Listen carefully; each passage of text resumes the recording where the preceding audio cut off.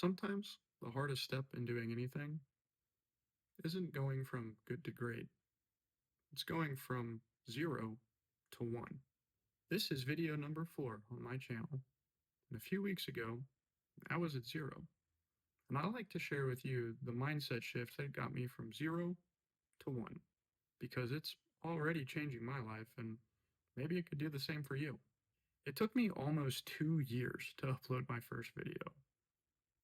I gave myself all the excuses. I'm struggling to find a niche. I'm not an expert in anything.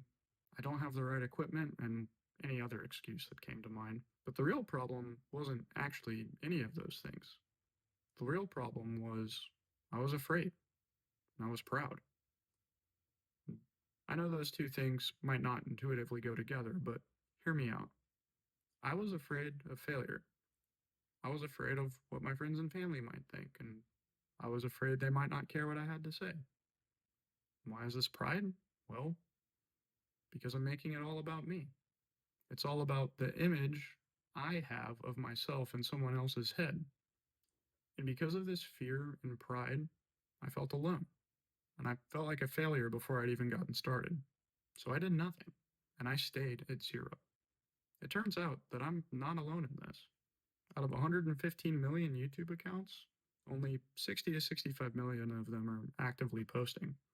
That means over 50 million of them, just under half, aren't posting anything at all. They're stuck at 0. And until just over a week ago, so was I. And here's the thing about 0, it's nothing. I know, obvious, right? But seriously, it's 0 lessons, 0 learning, 0 momentum, just nothing. There's nothing going for me. And the problem I had was I was trying to go from 0 to success without taking the first step, without having done any of the work before I'd even started walking. So what changed? What finally clicked to get me to start my channel? What made me go from 0 videos to just 1 video? The funny thing is, it wasn't instant, it was a process. And I'm not even sure why it clicked now, I just know that it did. I didn't even come up with it on my own. Do you remember that friend who changed the way that I view reading my Bible for my second video? Well, that same friend shared with me some verses that have sort of become his life's motto. He that observeth the wind shall not sow, and he that regardeth the clouds shall not reap. As thou knowest not what is the way of the Spirit, nor how the bones do grow in the womb of her that is with child, even so thou knowest not the works of God who maketh all. In the morning sow thy seed, and in the evening withhold not thine hand, for thou knowest not whether shall prosper, either this or that, or whether they both shall be alike good. Ecclesiastes 11:4-6. Verse 4 describes where I was at, not even a month ago. I was watching the wind. I was waiting for the perfect environment for me to get started. I was waiting to have already developed the expertise or some product that people would actually watch, to have found the perfect formula from 0 to a million subscribers. But those things never came, so I didn't start. Verse 5 reminds me that not everything that happens within this world is in my control or even within my understanding. In verse 6 is the real trick. Just start. I can't know which seeds will take root and which ones won't. I can't know which video will resonate with the largest audience or even who YouTube will show my videos to. All I can do is do the work. So, in this process of going from 0 to 1, there were 4 major mindset shifts that came together for me.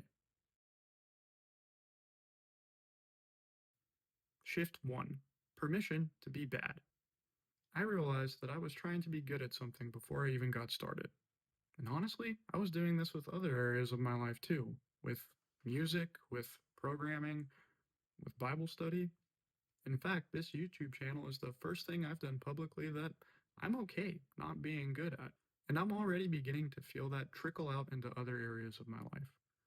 It's why I'm okay sharing videos of myself fumbling through computer code, or it's why I'm okay telling people that even though I've been a part of the faith for years, I still struggle with my Christian walk sometimes, even with something that feels as basic as reading my Bible.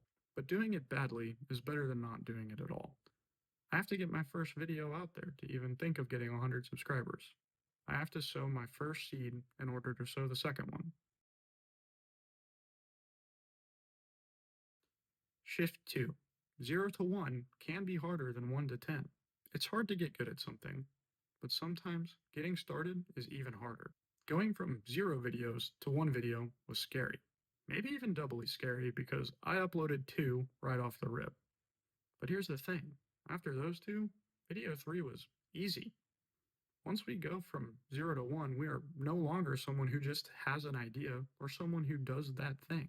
And now we've proven we can do it and we have momentum on our side. I'm not saying stick it with it will be easy. I've stopped going to the gym as many times as I've started. But once I go back, I'll go back equipped with the knowledge that I gained from the last time I was going consistently. I can still strum a few cowboy chords even though I haven't practiced guitar in months. Shift 3. There is never a good time. I thought that once I got to this phase of my job and I would have a little more downtime during the day, that I would have all sorts of time to get projects done. But I have 3 kids, and it turns out that the time I have to do projects is when they're already asleep, just like it was when I was busier at work. I was actually frustrated by this for a couple of months. I was waiting for that perfect environment to start. I was watching the wind in the clouds, waiting for everything to be just right. But then I realized there will always be a reason that I can't start. If I keep waiting for the perfect environment, I'll be waiting forever. And the difference from going from 0 to 1 is just starting, even when it's inconvenient. Shift 4. Fear is usually wrong. A pastor of mine once taught me that fear stands for false expectations appearing real. Remember all those fears I talked about in the beginning that kept me from getting started? That's exactly what they were, false expectations. I shared my first 2 videos with my friends and family, knowing that I was opening myself up to scrutiny. But I had a good reason. I just listened to an entrepreneur on a podcast say that if he could do anything differently, he wouldn't let his pride get in the way of asking his friends and family for help when he got started in business. Pride was another problem of mine I mentioned earlier in the video. And based on his advice, I decided to not let fear get in my way either. And guess what happened? I didn't get a single negative reaction. The Facebook post got 100 positive reactions, and my first 2 videos got 69 subscribers and 365 views in the first 7 days. I was expecting something like only a dozen or so subscribers and views, and maybe even the Facebook comments that treat me like I was some sort of joke. But my fear was so far off that it may as well be a completely different reality. Just seeing that alone has already confirmed that it was well worth sharing what I was doing with my family and friends. Now, according to my research, sharing your YouTube channel with people is apparently the worst thing you can do to get picked up by the YouTube algorithm. It confuses it somehow. But guess what? I don't really care. I already have the attention and approval of the people I care most about. And I don't really care if this actually ever reaches 1,000 subscribers anymore. This has already been way more of a success than I could have asked it to be.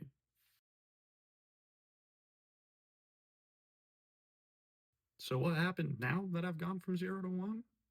Well, I've gone from wanting to be a YouTuber to being a YouTuber. I only have a couple of videos and they're not that great, but at least they're out there.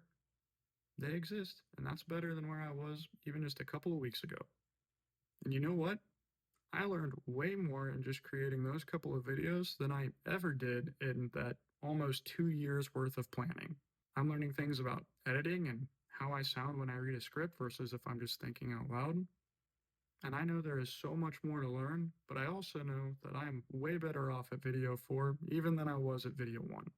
I've just started and it already feels like I'm getting the benefits of compound interest. But that's the key. I started. So that's my question for you. What's your 0 to 1? Not 0 to 10, not 0 to viral, just 0 to 1. Maybe it's your first video or that first line of code saying hello world, or maybe it's your first time going to the gym. Maybe it's even your first job application. Stop watching the wind in the clouds and just get started. Because Ecclesiastes and now even my own experience have taught me that once you go from 0 to 1, everything changes. So, what's your 0 to 1? What's that first step you need to take? Let me know down in the comments and go get started. Don't watch the wind and the rain. Don't wait for the perfect conditions. Just go. If an average guy like me can do it, so can you. So subscribe to follow along as I keep learning in public, making mistakes, and continuing to improve. I'll be here, still figuring things out, still on the edge of average, but at least I'm not at 0. Thanks for watching, and I'll catch you in the next one.